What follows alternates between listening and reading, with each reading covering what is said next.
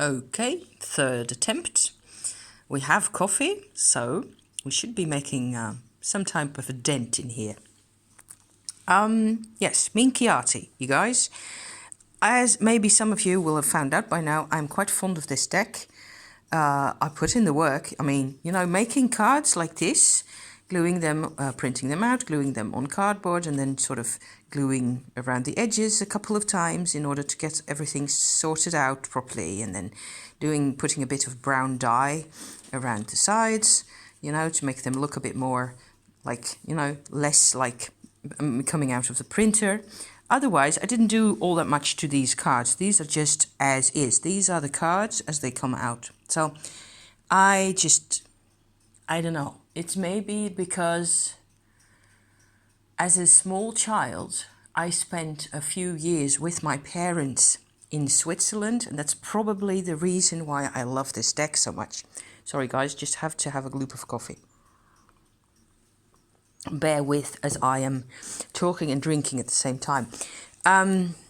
And in those days, my parents were at odds with each other, and the atmosphere at home was a nightmare most of the time. I've been thinking about that recently because of, things I've been describing in my channel, and yesterday and a couple of days before, where I've gone into the things that have happened to me and all that. And things are changing. And I remembered that when I actually, for the first time of my life, made some sort of an independent move, it was, to get a career, to get to work, to start work. I went to Switzerland, and I was, what age? 35, something like that, at that time. And I just, I broke down completely. It was so hard for me to come to a decision to say, yes, this is something I really want to do. And I will, get around to doing this. And it was just, and for some reason, I just had to go back to Switzerland and stand on a glacier and fight with myself to make sense of things and to decide finally, because my relationship with my parents back in the day, it was not easy. It was just so much about them and not ever really about me, I think. So it wasn't like I didn't get any attention. That's the Leo star sign card right there. I love this deck because it is Italian. And it is very, really Italian. All the best designing qualities, if you like. Well, no, all the best capacity for anatomical, well-made drawing are here. All those qualities, So when we used to live in Switzerland when I was a little kid, we used to go on holiday to Italy. And that's the clinching point right there to my story. Why this is, I suppose, I have a kind of a fondness for these cards. Design-wise, I feel extremely at home. This is a point. This is a representation, really, of a point in my life, in my background, where we were okay, where the sun was shining, and everybody was just kind of keeping their cool, and they were having a coffee, just like I am now. And that's my vibe. I just don't want all these problems. So here's another go at that. I am trying to make sense of this deck as a tarot. And I don't think it gets done, because one of the things that struck me, and I have to pick out my little, paper of notes here, that for starters, people who are used to Rider-Waite Smith or similar decks, okay?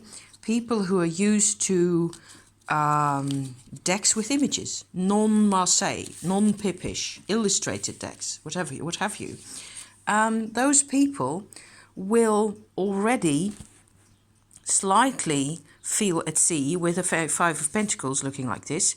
That's the, I suppose, normal accepted way of, people know and accept that there's such a thing as Marseille. So this is like a, I suppose, a parallel version to Marseille in the sense that it's the same age. It's not older. And I don't believe, I haven't looked, and maybe it's a good idea if I do that. If I find anything, I will keep you posted, of course. In Italian vlogs or blogs or websites or any of it, other than where I found this, because I found all these pretty images on a website that treats Minchiate solely as a game, a card game, you know? So, of course, to me, because I'm an astrologer and because, funnily enough, I've got quite a number of important signs here. What I did, let me just try to sort out this whole thing for us, okay? What I am doing here is, first of all, I did this type of little spread. There was a Three of Cups in there as well, which I have got here. And I just put all the cups in order here to show the Pippish nature of the deck. But this is what the spread looks like. So I'll just leave this like that because I'll get back to it.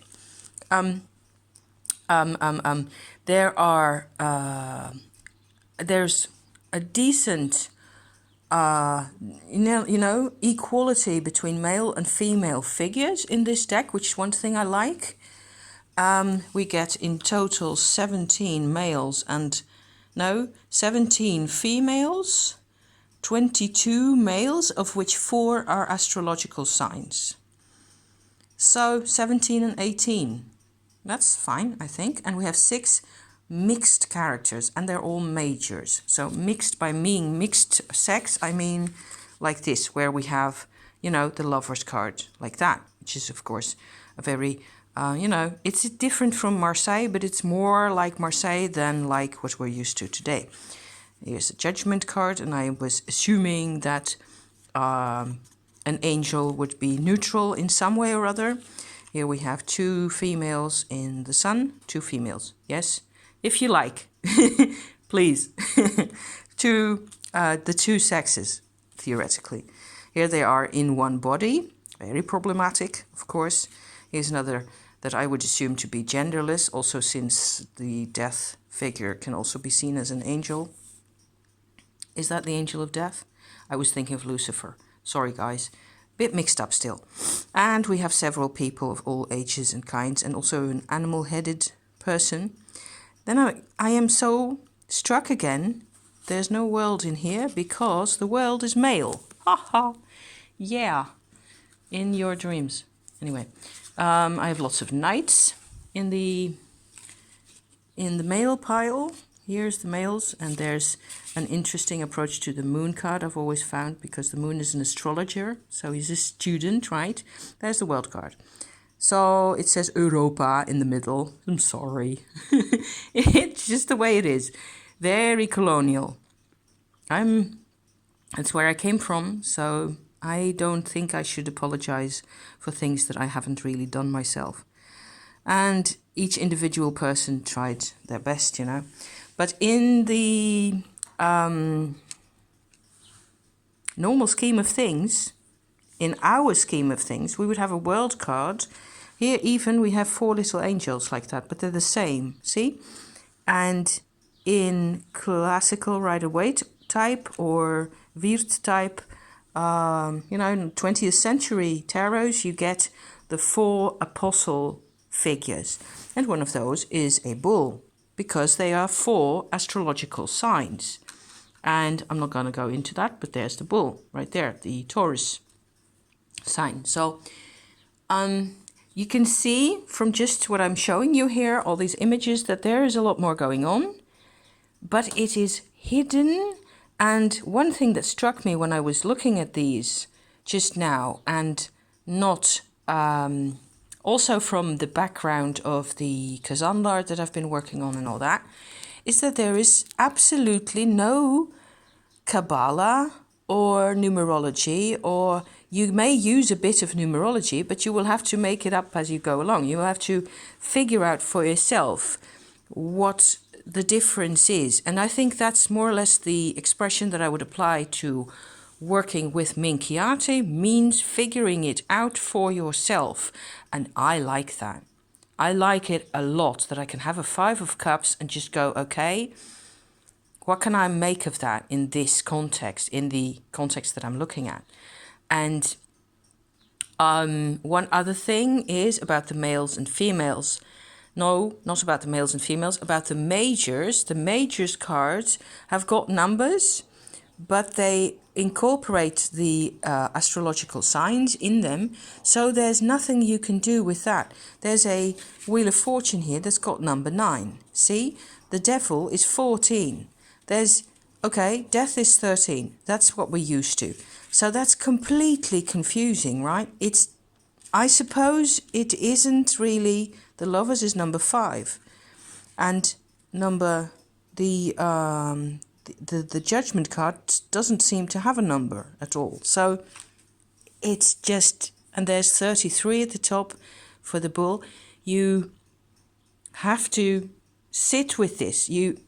For most people, I suppose it will be completely impossible to work with. And in my mind, it is like it is becoming its own system by now. And I also put these aside. These are the 4 or the 3 of them, 3 of the aces, because I put all the cups in here. So here's the ace of cups right there. Here we have the aces, and then we also have elements, and that's because of the organization where it is a card game, see? And you get fire and water and air and earth. So how you make a distinction between those two, for most people, it will be quite sufficient to have just the aces and, be done with that. And you can always, of course, take them out of the game. I mean, out of the deck, really. So, plenty reasons why, more than one reason, really, why this is confusing and complicated. Now, I want to get back to this little spread here for a bit. What I did is yesterday I showed you how I put my Minchiate cards into the piggy bag, which is right here, like so. See how pretty? The cosmos. I just love this. I love it. Oh my goodness. So the first time, yesterday evening, when I tried, actually doing a spread, pulling out cards that felt right. And I didn't really have a clear-cut question. So that's one thing, okay? You can always figure out this is more or less some type of a Celtic cross. You can always try to, at first make up for yourself, this is my spread, these are my spread positions, this is what I want them to be about. I didn't do that. I just went intuitively into the deck and I pulled out cards that I felt right. And then they didn't come out in this order like 1, 2, 3 and so on. I got the Capricorn first, which is funnily enough a card that I keep getting. So at some point soon I will also have to do a deck interview with this deck and see where that takes me. But I will keep you posted on that because that's way too much fun, of course. So I had this set of cards all jumbled up, 9 cards, and I felt like, okay, what am I going to do with this? Because my intention is crucial. That's really, of course, still the case. If I want my cards to tell me anything, I have to be able to think from one place to another place. I like that. I like that I have to sort of build this whole work up from the basis, from what I've got here. So that's how I'm doing this. And that's the kind of thing that tends to work for me. It cannot work for everybody, or it won't work for everybody. And some people will be completely, I suppose, unsettled. I don't know. Let me know what you think. I think they're just so pretty. I can't resist coming back to them. And I'm loving this every second. So what I got was one single astrological sign, the Capricorn in the middle, two kings, wands and swords, two majors, Fool at the bottom and Chariot at the top, and four minors. So what I ended up doing was deciding that I was going to put the Capricorn in the middle, and so on and so forth, as you can see. And as I said, I didn't really have a question. It was more like, what forces are here, how it has to do with my past lives experiences. It also has to do with this pretty thing here, because it's here for a reason. This is actually petrified wood. And you can see how gnarly that is, right? Isn't this just a gorgeous piece? I just love this thing so much now. It's like a stone heart or a wooden stone, I don't know. And he's got all these little bits and bobs where either there were actual pebbles embedded in the tree, and it looks like from the structure of this petrified wood here, it looks like whatchamacallit, like cypress or something like that. This will be an American continent type stone, like cypress or what's it called? You know, marshland cypress, some type of tree like that. So they grow really slowly already by in the living state, and then maybe there were pebbles embedded in it, and it just grew around those. Or these are really gnarls, and these are bits where branches used to come out, all these bits, okay, see? So I was trying to, I had seen your video, Lisa, about where you showed your gemstones, and I was reminded of the pink opal that I got, and then I found this one next to it. So I tried to, because I was tired and my head was, you know, being difficult, and I just tried to communicate or to feel my way, you know, into some sort of relationship with those stones. And I have always got a bit of an issue with opal. The other one, the stone that Lisa reminded me of, was of a pink opal slab that I actually found. Will you believe it? I just opened the first box of where it says rocks, and at the bottom there it is. Wowzer. I mean, that doesn't happen in my life. So cool. But the opal is to me is a kind of an exciting stone, and I just couldn't deal with the excitement. So I had this one as well, and I took it out and I just sat with this for a bit, and it took me quite a long time to find my way. That's the bell for my bread. So I don't know if you can smell it, but the bread is baking. I just need to give it 15 more minutes. So I'm going to pause you. Hey, jawohl. Yes, we are back. So, like I said, pink opal, exciting, and I don't know if I can tell the difference. I'm just not completely ready for that, I think. Opal is something else. I find that quite a challenging stone. I suppose there's things in there that I need to work on. We'll be back with info if I have any. So this is a lot more quiet, and I always like petrified wood. Who doesn't? I mean, isn't it just the most beautiful type? I've got several pieces, also pendants and things.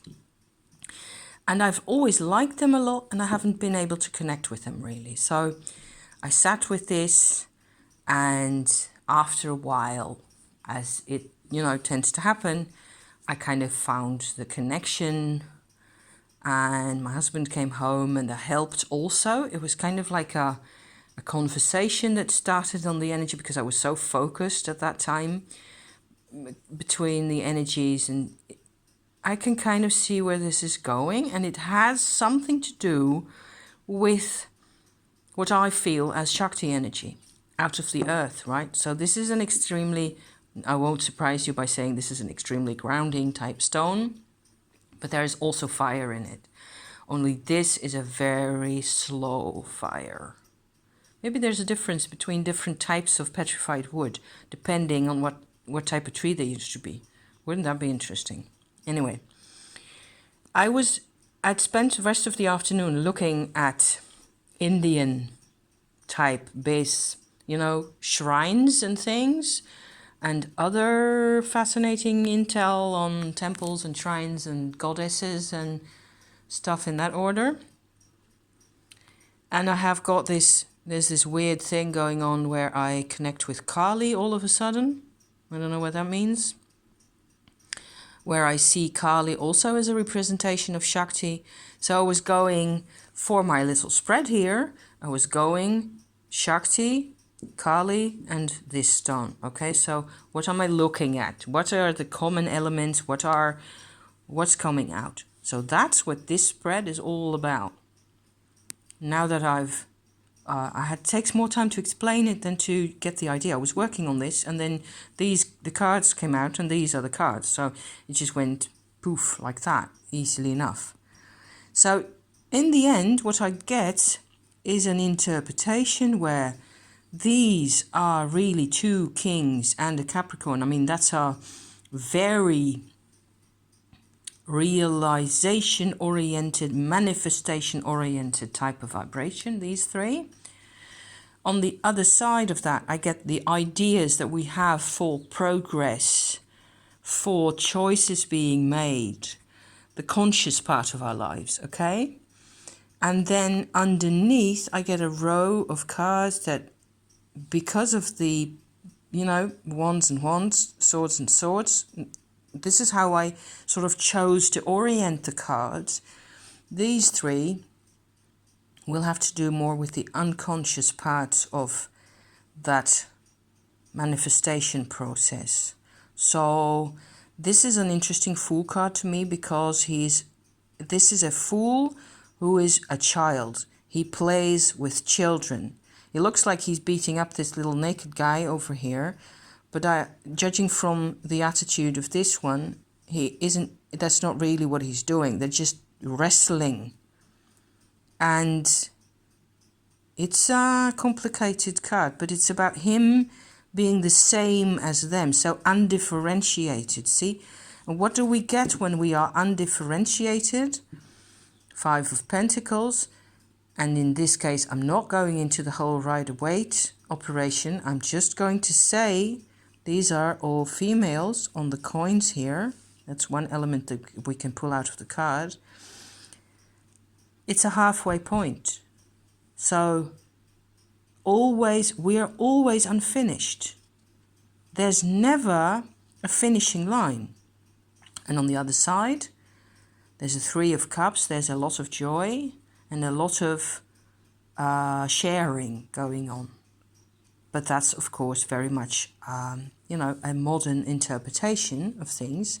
If I look at it, look at the card here, I suppose that creature in the middle is really a lion of some sort. His face is a bit weird, and he's got his ears sticking out, so it's like he's a donkey with a lion's body. I don't think so. It's just a gimmick, really. But in terms of the process of the cups, you could say it makes a lot of sense to think of that as an opening out, meeting opportunities, and there's always emotion in our lives, right? At least that's how we're supposed to go about things. So as you can see, you get this. Yeah, I have to draw myself back from the Rider-Waite interpretations, because they're in my brain, and I try to draw myself away from those for a while, if possible. And that's why I use this as well, because I like to, you know, find alternatives, see where that takes me. And I was interested to see that there's a positive, conscious part of us at the top of these cards there, and we really are going somewhere. So it fits on a very intuitively felt level. It's not, to me, it makes sense. To me, it makes sense that I'm moving forward, and I will always, you know, in one way, I've always been connected to people, even if I couldn't feel it. Especially when I couldn't feel it. There was a lot more going on. So that's my long ramble for today. Maybe you will find some idea in here that's interesting to you. Thank you for watching, and I will see you again very soon. Bye bye for now.